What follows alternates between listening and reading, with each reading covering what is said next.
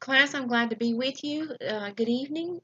I want to just spend a few minutes with you tonight in a lecture and talk about a few things with which you are probably already familiar.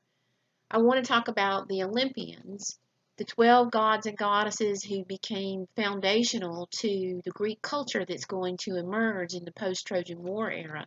Now, they've been around for a long time. As you saw, they have their origins very, very early on, and they were given new life as Greece came out of their dark age, through the literature, but and they've just been kept alive. They really have been immortalized by literature throughout the ages. But today I want to just do a little look at them. It would be absolutely mind-boggling to try to tell all of their stories, all of their details.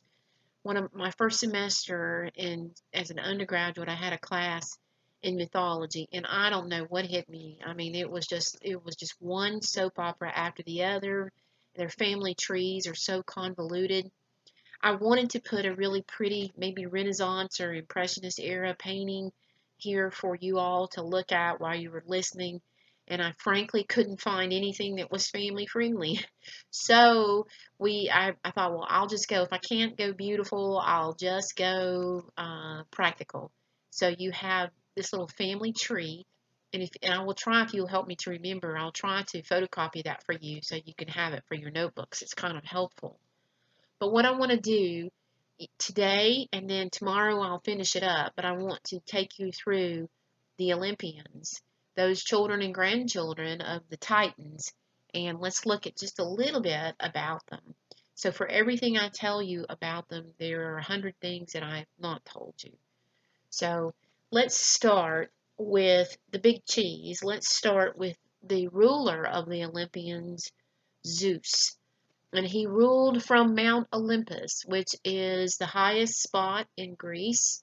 It is even today, I think, held more like a national trust to them, what we would call a national park, a place of great, they protect it. It's a place of great national pride and zeal to them. And it does reflect so much of their history, in addition to a beautiful place within their geographical character. So Mount Olympus was the home of the gods. Zeus ruled from there, although he was not born there. It is on in Thessaly, I think, very near the Macedonian border. So you can look at your map if you've got it handy and see. Zeus, there's always a lot of drama about him. His family included his brother. His brothers were Hades and Poseidon, and between the three of them, they split up most of the world as it was known. You had Zeus, who was the god of the sky. You had Poseidon, who was the god of the seas, and then Hades, who was the god of the underworld. Zeus was married to another of their siblings, Hera, and sometimes you'll hear me revert and say Hera. It's Hera, but it's probably Hera. And she was an interesting character. We'll talk about her in just a second. But Zeus himself was the father of, maybe, there's two stories for everybody, Aphrodite, Apollo, Ares, Artemis, Athena, and sometimes Hephaestus. So lots of different mothers in there, lots of different situations. Maybe he wasn't the father of some of them. There's a lot to all these stories, but we're going to take the simplest the simplest road to get where we're going with this.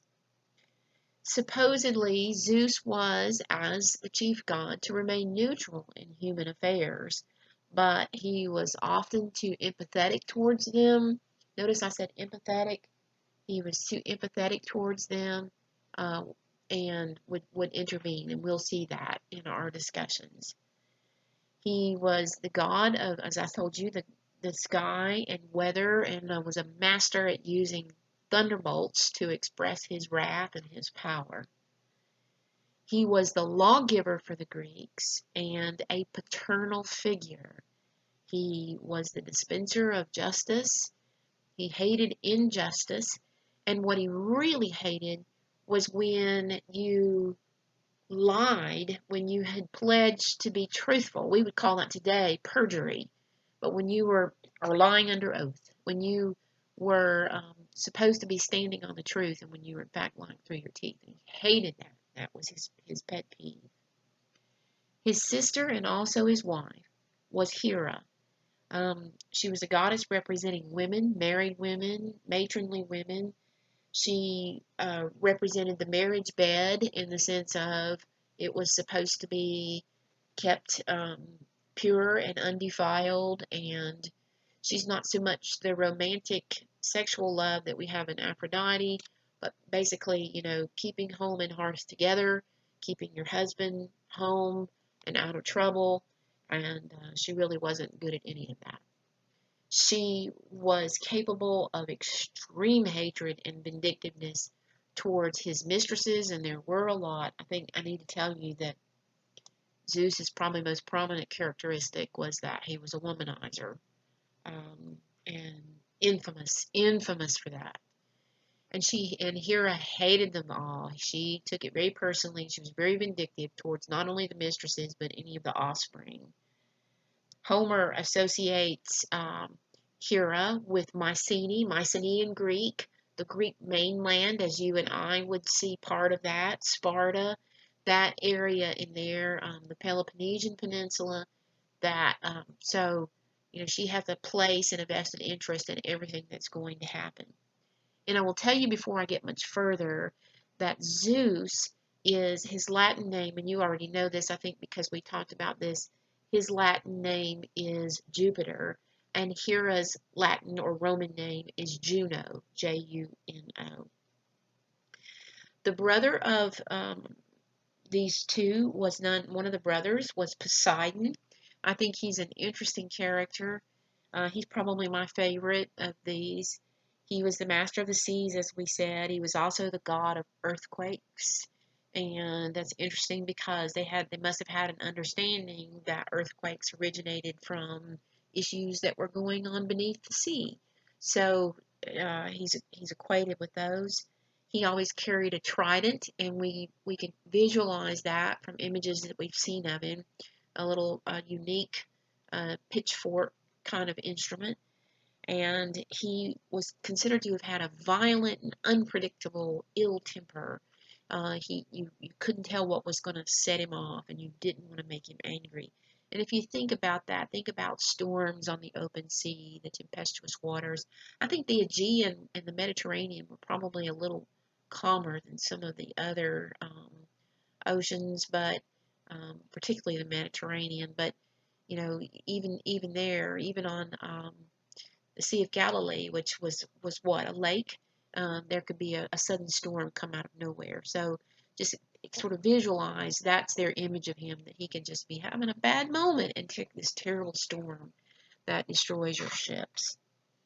And of course, I think I said this and I apologize, his Latin name was Neptune. One that you probably don't know as much about, and I think she's very intriguing, is Demeter.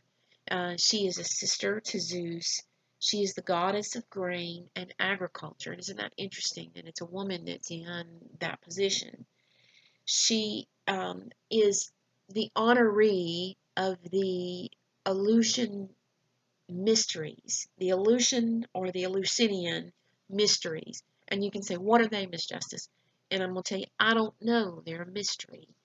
They have intrigued people throughout the millennia. They involve some kind of secret rituals. You had to be initiated to participate.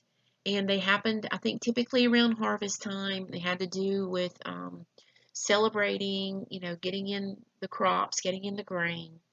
And you had to be sort of initiated in order to participate. And upon threat of death, you had to, keep those things to yourself. You could not discuss them. If you had, and we'll see that, one of the great men of Greece that was accused of revealing what was in the Eleusinian mysteries and in the rites, rites, of those mysteries, and he almost lost his life. So you didn't talk about what you saw, so they remain a mystery. Then I believe, if I'm not wrong, that and maybe one of you with a better background in music than I have would remember that Beethoven actually will write some of his music with this in mind. He's intrigued by this whole topic. But Demeter she's a very interesting character. She had a daughter named Persephone who was swept away against her will to Hades. And there's intriguing and lovely stories that come from that particular character, that particular goddess, and her interaction with Hades. So it's very interesting, and it's a lovely story. Another one of the goddesses of the Olympian family, as it were, was Athena, and her Latin name was Minerva. Let me go back and tell you before I forget that Demeter's Latin name was Ceres, Ceres, or in Latin we would say Cures.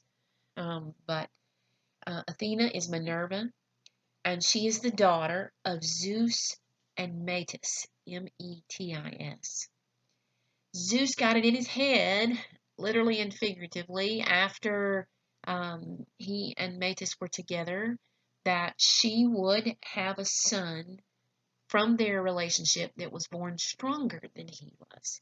So he swallowed Metis whole so that she could not give birth. Well, lo and behold, she did give birth, and she gave birth to a full-grown and fully armored daughter named Athena. And Athena assisted in the birth by whacking Zeus in the head with one of the axes that he made. So go figure. Don't ever ask me, Miss Justice, did this really happen? I won't even answer you. And so she as the story says that Athena appeared full blown, grown from her father's head. So it was quite a dramatic event. Athena is very important to us because she came to be the patron goddess of Athens, Athena. She represented and became the protectress of this great Greek city. She's considered to have been the inventor of the flute, and she was the goddess of handicrafts. And by that I mean spinning, weaving, things like that you would do with fibers or I don't want to say yarn because you wouldn't have had yarn, but something that was spun like that would be an equivalent to yarn today. And she was very skilled at that, the most skilled at that. And you all probably have heard of the story of the young woman who um, supposedly thought she was better at at these crafts, and her name was Arachne. And what happened to Arachne is she was turned into a spider. So you probably learned in one of your biology classes about arachnids. Well, that's certainly, the tie to that. Um, Back to Athena, she was usually depicted as very, very beautiful, feminine, but in a severe way. And you had Hera, who was feminine in a matronly way. Um, Athena was feminine, but when I say severe, I mean, not real soft and curvy like we see with Aphrodite, the way she is depicted. Um, she was blue-eyed, and that was not considered that was considered very strange and made her unique and even that much more beautiful. Parthenon was built in her honor. There is a replica of that magnificent structure in Nashville, Tennessee, and I hope that some of you have seen that. I wish Dr. Justice could take us up there. That would be such a marvelous trip. I don't know what we're going to get to do this semester. I think we still want to go to the bookstore in Chattanooga, but it would be nice if we could just go on up and see the Parthenon because it's an amazing thing. I consider it's as close to the real one as I'll ever get. Um, I think it was life changing to see it, and it is just amazing. It'll take your breath away. but that great structure was built in her honor. She is considered the goddess of wisdom, the patron of the soldier, the philosopher, and the teacher. So that's who that's who Athens is, if you think about it. Philosophers, soldiers, teachers, the center of wisdom and learning. So they made her into, it's interesting, it'd be an interesting discussion. Did they make her into what would fit best with their city, or did their city become what it was because of their preoccupation with her? That'd be an interesting topic for a discussion. So she is I think one of the most intriguing and one of the most important, and we will talk about her throughout the semester. Okay, I've got my little notes here in my paper. Now I want to talk about the twins Apollo and Artemis. And Apollo and Artemis were the twin children of Zeus and Leto, or Leto, Leto. She was a Greek goddess, and her parents were also Titans. Apollo, as you know, is god of the silver bow. He is considered the god that represents moderation and rationality, two other things that appeal deeply or to the Greek mind. I can't tell you that they were ever really successful at them, but they are um, goals to which the Greek culture strove. He was the god of medicine, the god of music. He was the god of archery and prophecy. And that should make sense to you when you think about the Oracle of Delphi being there, this temple of Apollo. It's all, and I'll talk about that in just a second. He was the god of plagues, and he was also considered a god who, and we'll see this with his twin sister, who would snatch men from life in an instant. So if someone died suddenly, not a long, lingering, terrible death, but a man died suddenly, it was probably because Apollo was angry with him and wanted to take him out. So we'll see the same thing with Artemis, his twin, in relation to women. But Apollo, when is associated also, and I think this is interesting, he's associated or identified with worship of the sun, S-U-N. He is associated with the flocks and the herds that were so dear to the Greek life. The Greek ideal, and to a certain extent the Roman, was the pastoral life. And you and I talked about this one day in class. And the pastoral life is this, it's an ideal that is situated in beautiful green, lush green grass, hilly landscapes, clean trickling water somewhere, and you have your flock that you're taking care of. And we see that throughout the Mediterranean. We see that also in biblical stories. And Jesus is the good shepherd.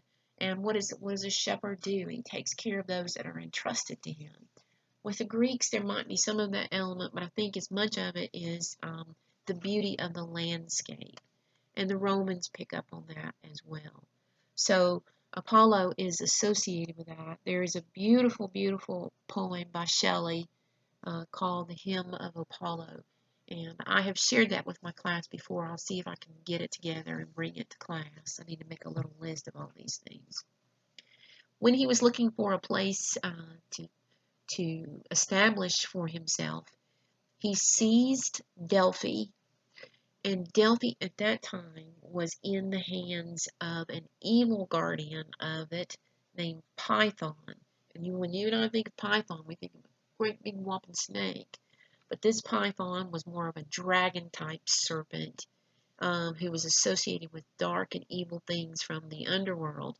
So it was a good thing that Apollo was able to do this. I do think he had to pay some type of or experience some kind of punishment for doing this, but he is successful in seizing this land from Python, and was considered, here's a place for his temple, and the Oracle of Delphi there, as you and I talked about, is one of the most important spots, again, in Greek history. His twin sister Artemis was also known as Diana, and Diana is where we see her in the New Testament. And we'll talk about that in just a second. She was the goddess of wildlife, like animals, and particularly she loved young living creatures.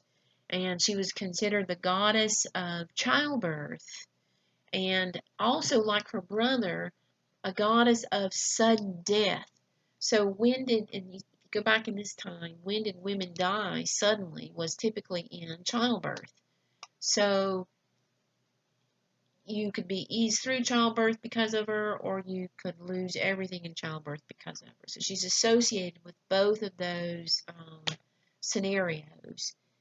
And she was identified, as her brother was identified with the sun, she was identified with the moon.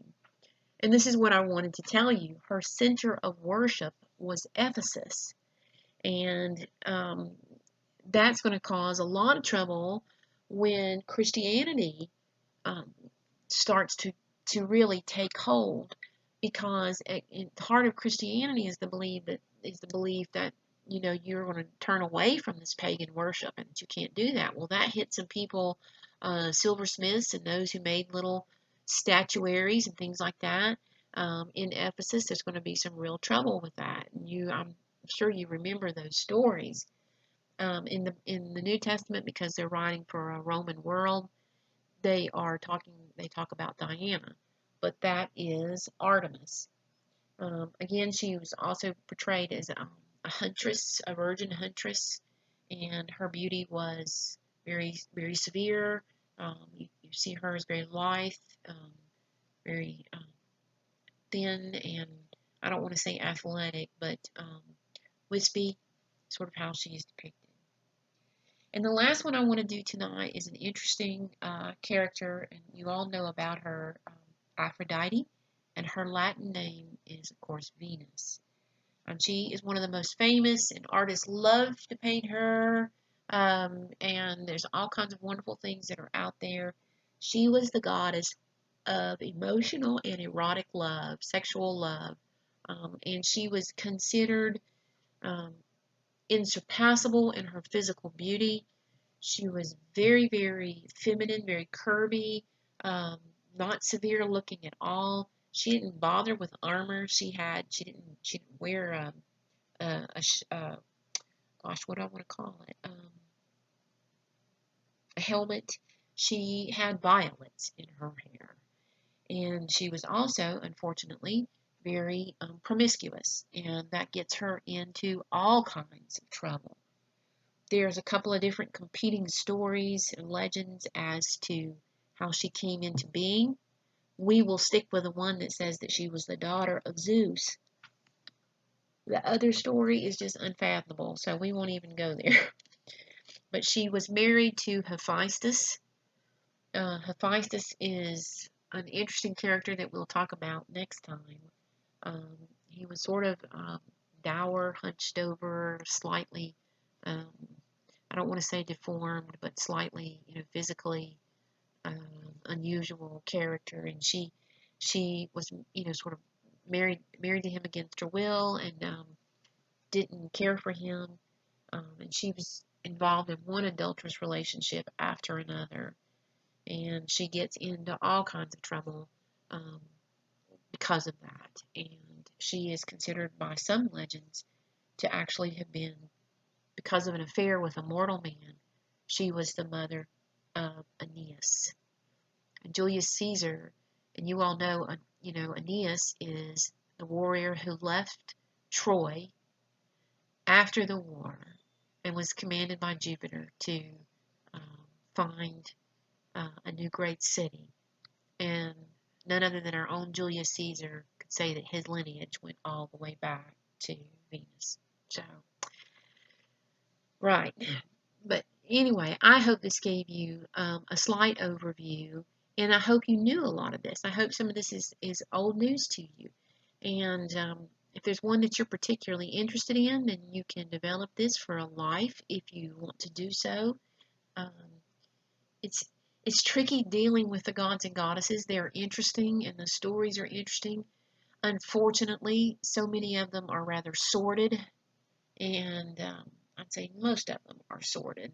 And they're so fantastic that you just go, what in the world? How does this rational, um, philosophy loving civilization build its foundation on these stories? But they did. So, in any case, when we come back on tomorrow, what I'll do is talk about the remainder, the other four, and they're not really much better in terms of their lives and their stories, but we'll have a good time going through them. I hope that you're getting some enjoyment out of doing your life on the Titans. Do not worry that you have to tell me everything, because it would take you till never 30 to get it done. It would never be finished. So just keep working, and send me, if you want to send me, let me see what you have, or you an outline, that is just fine. Thank you for those of you that turned in things on Theseus. I have not been able to retrieve any that were in my, if you placed it in my um, mailbox because of our illness. And I think if we're counting down days correctly, we can go back on Tuesday.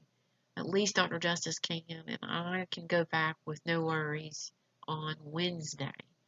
So we'll all be back, and we'll make the most that we can out of this semester. And thank you for your patience. And I'll look forward to talking with you next time. Y'all have a good night.